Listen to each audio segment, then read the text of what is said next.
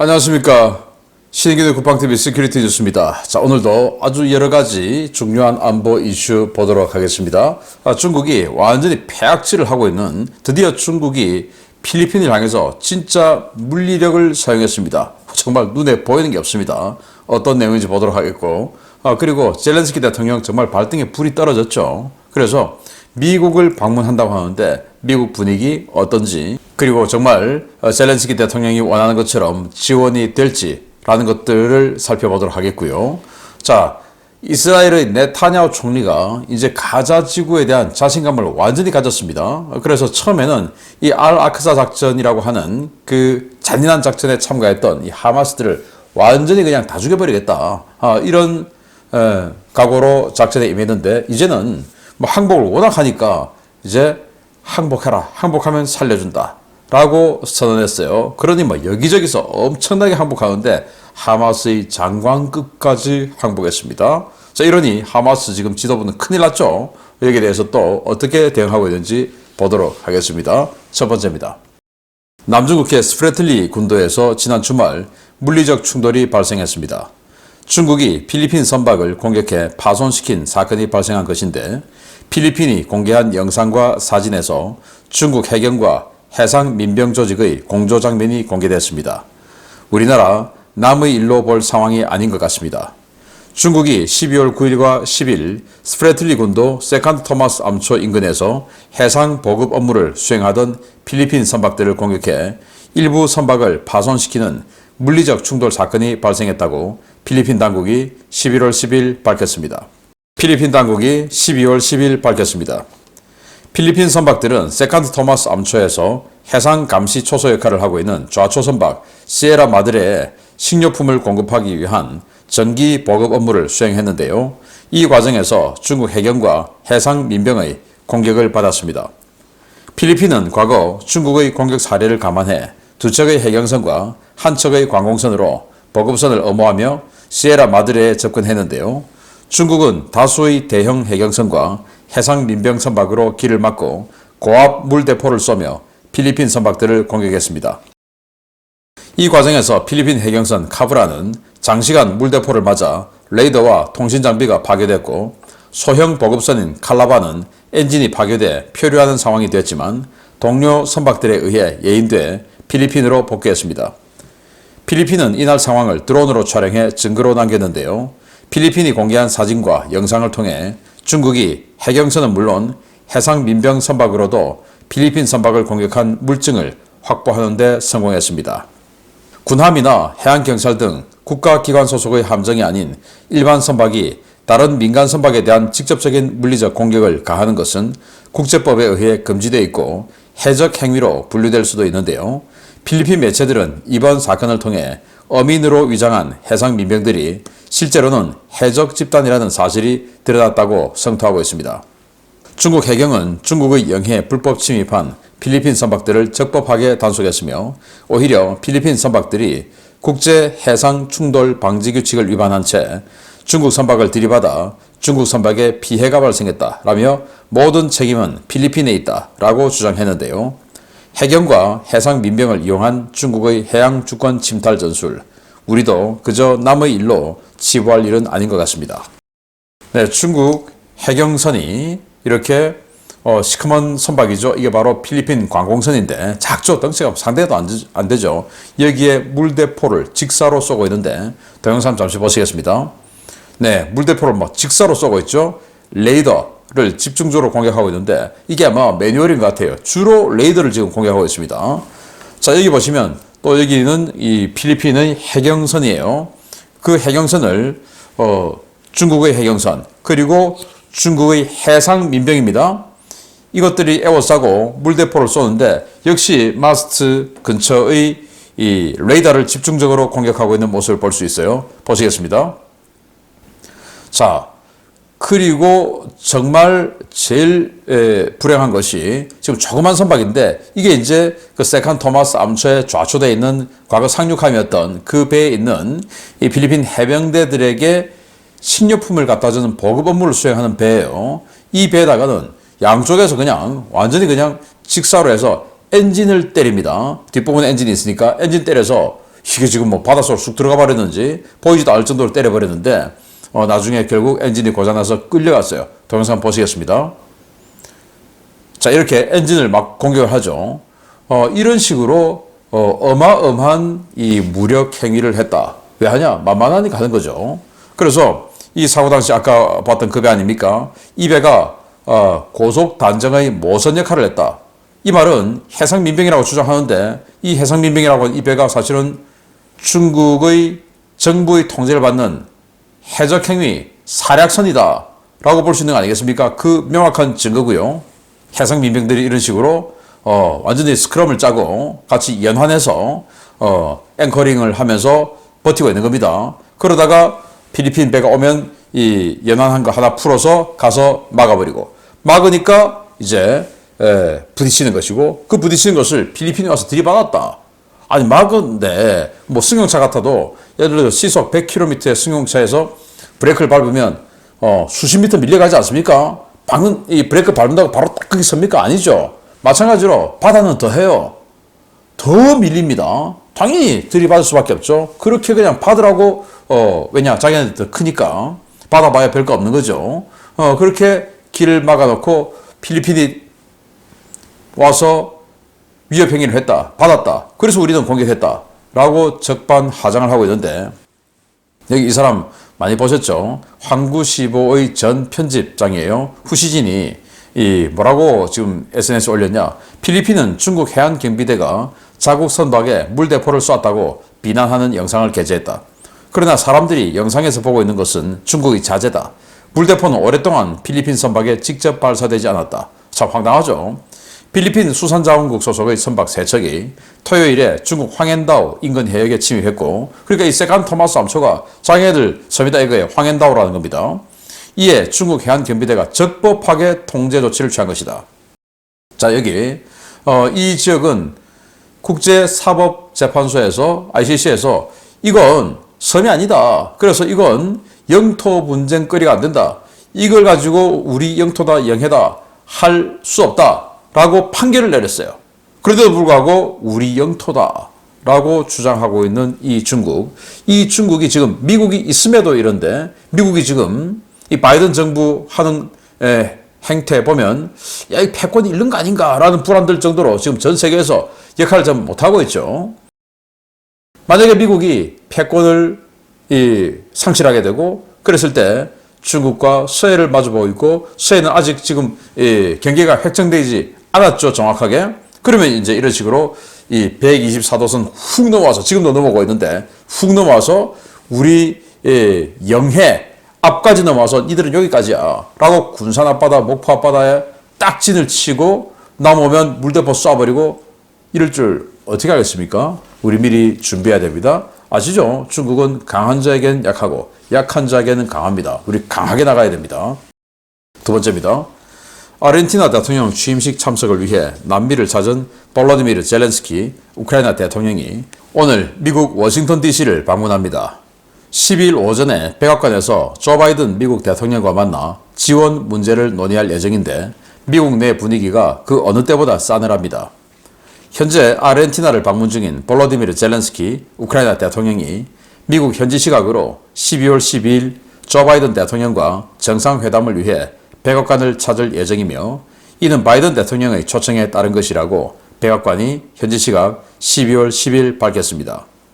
카린 장피에르 백악관 대변인은 젤렌스키 대통령의 이번 방문과 정상회담은 러시아의 잔혹한 침공에 맞서 자신들을 방어하고 있는 우크라이나 국민들을 지원하는 미국의 흔들림 없는 약속을 강조하기 위해 마련됐다 라고 밝혔습니다. 장피에르 대변인은 이번 회담에서 우크라이나 방공망 강화와 미국의 지속적인 지원의 필요성에 대한 의제들이 집중적으로 논의될 것이라고 밝혔는데요. 젤렌스키 대통령의 방미 소식에 미국 현지 언론들은 싸늘한 반응을 보이고 있습니다. 현재 바이든 행정부는 이스라엘과 우크라이나 지원 사업을 패키지로 묶어 1,060억 달러 규모의 긴급 안보 예산안을 의회에 제출했지만 공화당의 반대로 연내 처리가 불투명한 상황입니다. 바이든 대통령은 공화당이 푸틴에게 최고의 선물을 주려 한다. 역사는 자유와 대의에 등을 돌리는 사람들을 혹독하게 심판할 것이라며 예산안 처리를 촉구하고 있습니다. 문제는 여론입니다. 영국 파이낸셜 타임즈가 미시간 대학교와 함께 수행한 여론조사 결과 응답자의 48%가 미국이 우크라이나에 너무 많은 돈을 쓰고 있다 라고 비판하고 있다는 응답이 나온 것입니다. 이 같은 응답은 민주당 지지자들 사이에서도 적지 않게 나왔는데요. 민주당 지지자의 32%가 바이든 행정부의 우크라이나 지원이 과도하다고 응답했습니다. 미국 내 여론이 악화되고 있음에도 불구하고 우크라이나는 최근 특사단을 보내 F-18과 사드 등 미국이 수용할 수 없는 신형 무기들을 제공해달라는 황당한 요청을 내놓은 바 있는데요. 과연 미국 유권자들이 이런 상황을 언제까지 받아들일지 계속 지켜봐야겠습니다. 네, 아르헨티나 대통령 취임식 갔다가 미국 간다는 겁니다. 그래서 이제 이 스케줄이 이해가 되네요. 아르헨티나 대통령 취임식하러 지구 반대편까지 간다? 황당한 일이었는데 거기 가면서 이제 미국 워싱턴 DC를 방문한다. 이러면 이제 이해가 되죠. 그래서 지금 너무 위급하니까 가서 제발 좀 지원 좀 해주세요 라는 촉구를 하러 간다는 건데 여기에 대해서 공화당은 뭐라고 내놓냐, 논평을 내놓냐? 우크라이나를 도와줄 게 아니라 지금 급한 건 그게 아니다. 국경 문제다. 국경을 통해서 지금 뭐 마약과 이 중국인들이 어마어마하게 들어오는데 그 길을 통제해라 라고 주장을 하고 나섰어요. 아마 이 공화당이 이런 거 하고 딜을 하지 않을까. 정치라는 게 원래 이제 주고받고 하는 거니까 라고 생각되는데 바이든도 빨리 마음을 바꾸어서 그 국경 장벽 확실하게 통제하고 그리고는 이제 그 대신 이 우크라이나 지원 문제와 교환하는 게 어떨까라고 생각이 되는데 자, 이 바이든 대통령이 지금 공화당은 러시아를 도와주고 있다라고 비난을 하고 있는데 여기에 이제 이런 게 걸려 있지 않을까. 지금 이 바이든의 둘째 아들 헌터 바이든이죠. 이 사람이 뭐 검찰, FBI 또 국세청 등 모든 곳에서 소환돼서 지금 조사받고 있어요.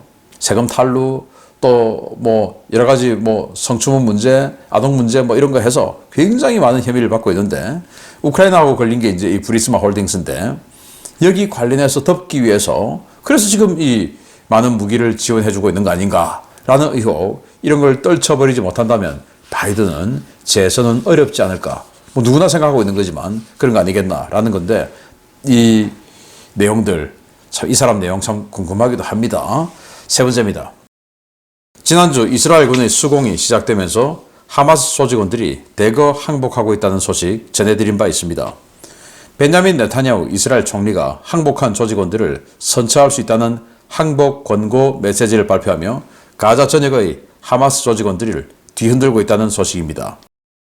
가자 전역에 숨어있는 하마스 조직원들은 죽을 이유가 없으며 이제 모든 것은 끝났으니 밖으로 나와 투항해 살 길을 찾아야 한다고 베냐민 네타냐후 이스라엘 총리가 현지 시각 12월 10일 영상 메시지로 촉구했습니다.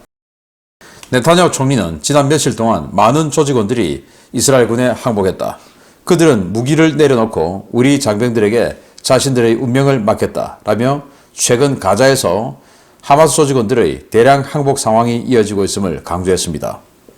그는 시간이 더 걸리고 전쟁은 여전히 격화되고 있지만 이것이 하마스 종말의 시작이라며 조직원들에게 이제 끝났으니 신화를 위해 죽지 말고 항복해서 살 길을 찾으라 라고 촉구했습니다. 네타냐후 총리는 하마스 24개 대대 가운데 절반이 지휘부를 잃었고 지금도 엄청난 강도로 제거 작전이 진행되고 있다 라며 이제 가자에는 하마스가 군사적으로 통제할 수 있는 지역 따위는 존재하지 않는다 라고 밝혔습니다. 네타냐후 총리의 이번 영상 메시지 발표 직후 자발리아에서는 또 다른 그룹이 지하에서 나와 이스라엘군에 항복했는데요. 현지 소식통들은 간부들은 조직원들에게 이스라엘에 체포되면 곧바로 처형된다고 겁박해왔지만 이스라엘 측이 항복하면 살려줄 것이라는 선전전을 강화하면서 투항하는 조직원들이 급증하고 있다라고 전하고 있습니다.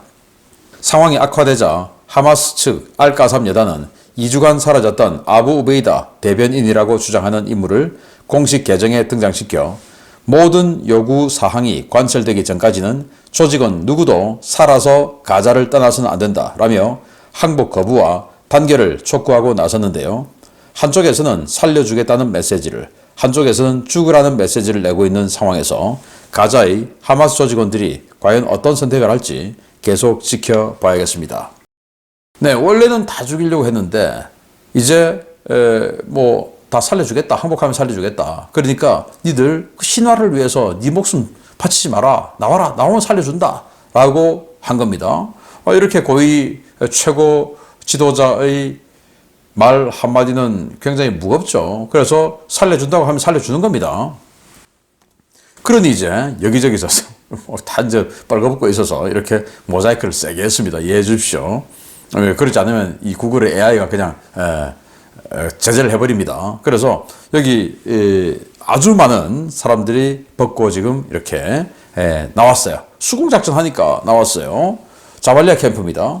또 아주 많은 사람들이 또 나와서 또 이렇게 줄 서서 이동 준비를 하고 있습니다. 이런 식으로 계속 나오는 거예요. 나오는데 정말 놀랍게도 장관급 인사도 나왔는데 지금 그 장관급 인사, 장관입니다. 그 장관이 나와서 신와르에 대해서 뭐 여러 가지 지금 실토를 하고 있다고 합니다. 그 내용은 제가 내일 아침에 좀 알려드리도록 하고 아무튼 뭐 어마어마하게 많은 사람들이 나온다라는 건데 자, 그러니 지금 이 알가삼 여단 대변인 한 2주 이상 안 보여서 죽었을 것이다 이렇게 예상됐는데 내가 바로 그 우베이다다라고 하는 이 밑에 이제 우베이다 이렇게 해가지고 두 권 썼으니까 누군지 모르죠. 그런데 우베이다라고 주장한 사람이 나와서 절대 가지 마라. 가면 죽는다. 그러니까 우리 하마스 조직원들은 여기서 옥죄해야 된다. 라고 주장하는 거예요. 우리 요구가 완전 관철되기 전까지는 전부 여기서 살아서 가자를 나가서는 안 된다. 라고 촉구를 하는데 그 요구가 뭐냐? 가자지구 완전 독립. 그리고 시오니스트 완전 척결. 시오니스트 그러면 이스라엘인들 다 죽이라 그 말 아닙니까? 말이 됩니까? 그러니까 이루어질 수 없는 이야기를 하면서 이들은 살아서 나가지 마라 하는 것은 다 죽어라 그 말 아닙니까? 정말 기가 차는 것이죠. 그런데 자기들은 어떠냐? 자, 이건 팩트입니다. 한이에 40억 달러 재산, 5조 2천억 원. 여기 마샬 역시 5조 2천억 원. 여기 마르죽 4조 원 가량의 재산. 와, 4조 원 계산해야 됩니까? 5조 2천억 계산됩니까? 아니 무슨 뭐 5,200억도 아니고 520억도 아니고 이런 어마어마한 돈을 가졌는데 불과 몇 년 만에 이 돈을 이 부를 일궈냈다라는 거 아니겠습니까? 얼마나 많이 해 먹었으면 이렇겠습니까? 한 사람도 아니고 여러 명이. 그리고 자기네들 조직원들은 또 자기네들이 국민이라고 하는 그 팔레스타인인들은 정말 비참하게 보급품을 받아먹고 살면서 그걸 중간에서 착복해서 이런 엄청난 부를 이루고 지금 카타르의 5성급 호텔에서 호의호식하고 있는데 이게 이제 계속 알려지는 것이죠. 이름에도 불구하고 이 자들을 지지하는 대한민국의 희한한 깨진 사람들이 있다는 게 정말 어이가 없습니다. 계속 알려드리겠습니다. 마치겠습니다. 감사합니다.